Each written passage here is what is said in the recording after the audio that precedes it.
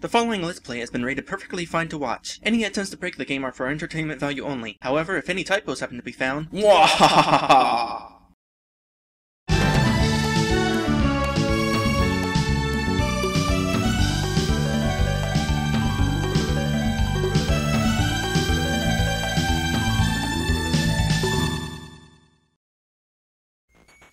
Hello everyone! Welcome back to this game. When we last left off, we were traveling through World 8, the largest world in the game.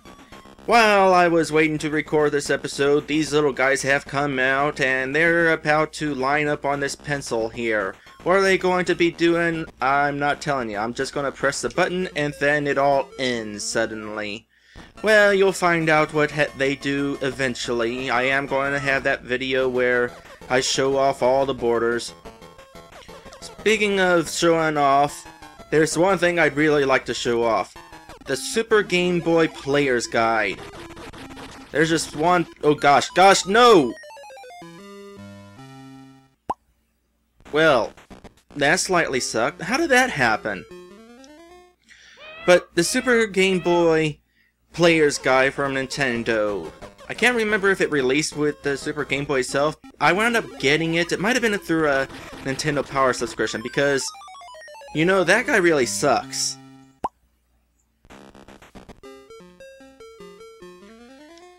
But yeah, I'd really like to show off the Super Game Boy Player's Guide. Unfortunately, I do not know what happened to my copy. I used to... You know, you're not. I used to have it, but then I stopped having it. Well, that makes sense. Oh, that didn't work. There. Let's get over here real quick so we can break these blocks. There we go. Now I'm done with those. Oh wait, no, there's another pair of blocks I want to get rid of. And I didn't want to do that. Alright, so let's talk about the Super Game Boy Player's Guide. Because, gosh darn it. You know what, I'm just gonna... Yeah. So, well, now I lost my train of thought. There. So, the Super Game Boy Player's Guide. It was pretty much a very expansive player's guide. Expansive, extensive. Not really sure what I want to say here. But it was a pretty good one. The first half of the guide was very informative. It talked about all the features of the Super Game Boy. But what really was interesting about the guide was the second half. It had a whole bunch of segments dedicated to specific games, upward of 6 pages long. Games like Metroid 2, Tetris, Legend of Zelda, all 3 Super Mario Land games, and of course, Donkey Kong. Oh, whoa. I did not want to come up here. Thank you very much. And that guy wound up killing me anyway.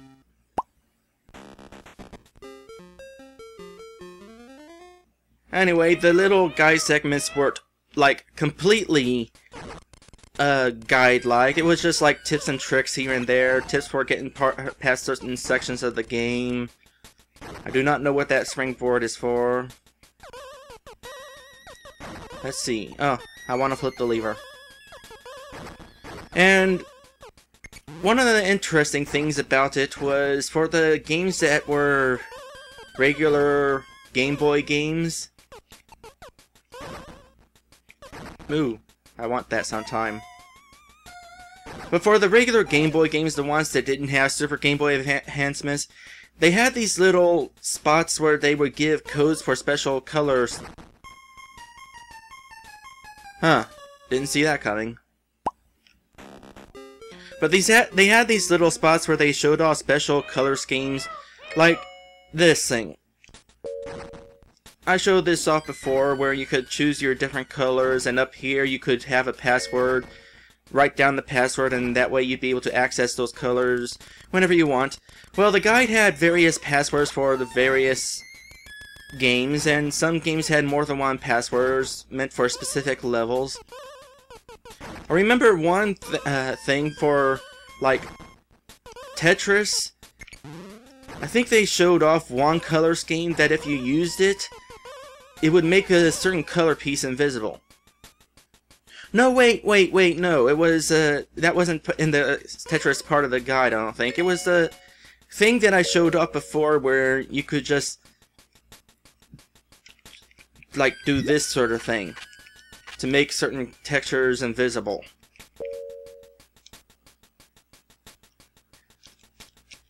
Which we're not doing.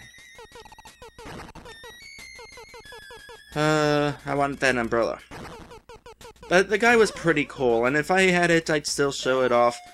I tried looking online for scans of it, but there was, all I could find was like the couple pages of the Tetris guide, as well as a bunch of spots where a bunch of pictures for a Metroid where it showed off the color schemes that it recommended for that game. Wow, this is slightly complicated.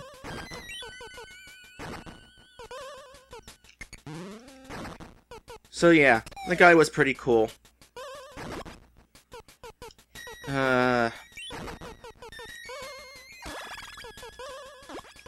Did I mention this was slightly complicated? Boy, I would have to hate to wind up getting stuck on that thing going back up. Alright, go down. I'll pick up the key, grab that, and I'm out of here. That stage was slightly annoying. But there's an even more annoying stage coming up. I can't remember where. It could very much be the next stage. Let me think, is there anything else I want to talk about the guide? I think that's actually pretty much it, so apparently I didn't have as much to talk about the guide as I originally thought. Wow, and I was aiming for the 3, too. Is it this stage? No, this is a different stage. Oh, and look who it is. It is DK Jr. And now we got a new type of enemy. Lotus Fire Plants. Those things should be familiar to anybody who's played Super Mario World. Alright, this is easy. Just wanna do this real quick.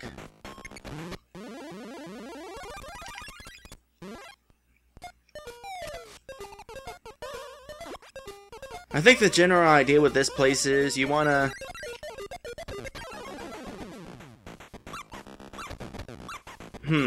I'm thinking a moment. How do I get that hat? I think I know how to get that hat. I think the general idea is you come down here without the key and then you go back up to get it.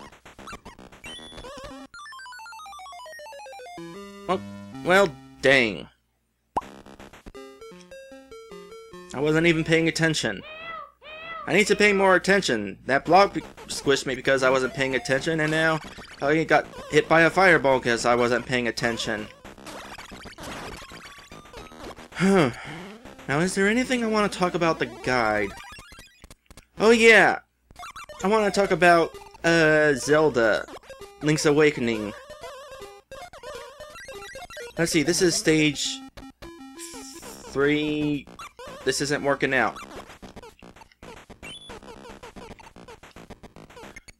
Oh, okay, I wanted to wait until DK Jr. did that. Alright, let's do that then. You know, if I timed it right, I could actually hit those little fireball things. Unfortunately, I seem to have a terrible time timing those things right. So, I kind of want to talk about Zelda's Link's Awakening. It's not really relevant to Mario, but it is slightly relevant to the Game Boy guide. The Super Game Boy guide. There actually was a regular Game Boy guide. I never owned it, so I can't tell you what it's like. Hey, that worked out to my advantage. Oh gosh, that turned the other way. That did not work to my advantage. Come back, come back! Oh no! Oh. And there's the other reason that you'd want to be able to go back up there. You know, had DK not flipped the switch, that key would have been waiting down there for me. Screw you, DK Jr. I hope you grew up to be old and cranky. Just like your father. Alright. Now, toss this down there, because I don't want to trigger the door before I get the... Why do I get the feeling that was a bad idea? That was a bad idea! I'm glad you can walk through those. You know, technically speaking, what one could do is just... Don't flip that switch, I want to demonstrate! Fine, I'll wait.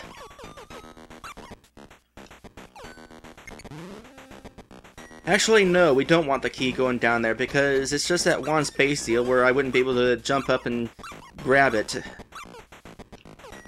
So, yeah, I guess I do have to kind of take it through that section there where the umbrella was. That stage was slightly more annoying. Did I center it? No. Still got the 2 up. I need those lives back. I wonder if I'll make it through the game without going back under 90 lives. Oh, this stage is slightly interesting. You have to ride the boulders across the spikes in order to actually finish the stage. So, ooh. Just gotta wait for that one to turn back. Whoa, no, no, no, no!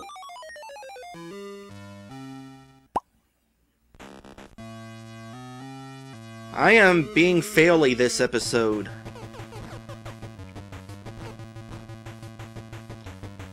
Alright, wait for one of those guys to come back down again. I think it's random. Yep, I'd say it's random. You're not getting me that time. Alright. Here we go.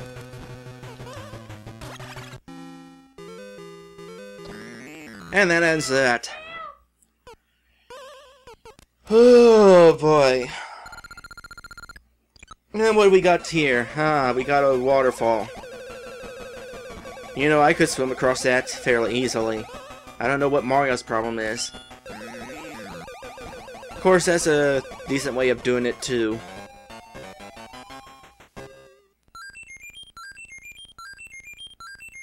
I wonder how many lives I might have gotten by now had the level cap not been at 99.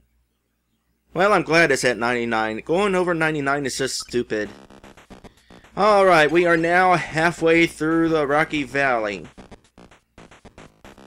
Yeah, so we're halfway through. That's really all I have to say.